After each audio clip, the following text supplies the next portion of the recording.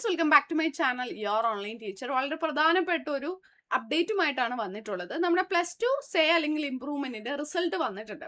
അപ്പൊ അതിൽ സേ അല്ലെങ്കിൽ ഇംപ്രൂവ്മെന്റ് എക്സാമിന് നിങ്ങളുടെ മാർക്കിൽ വ്യത്യാസം ഉണ്ട് എന്നുണ്ടെങ്കിൽ അതും അതുപോലെ തന്നെ നമ്മുടെ പ്ലസ് ടു 2ാം വർഷ മാർച്ച് പരീക്ഷ അതുപോലെ തന്നെ നമ്മുടെ പ്ലസ് ടു സേ ഈ 2 എക്സാമിന്റെയും കൂടി സർട്ടിഫിക്കറ്റ് നമുക്ക് എന്ത് ചെയ്യാൻ വേണ്ടി സാധിക്കും? കമ്പൈൻ ചെയ്യാൻ പറ്റും. നമുക്ക് ഒറ്റ സർട്ടിഫിക്കറ്റ് ആക്കി കിട്ടണം എന്നുണ്ടെങ്കിൽ അങ്ങനെ കമ്പൈൻ ചെയ്യാൻ വേണ്ടിയിട്ട് സാധിക്കും.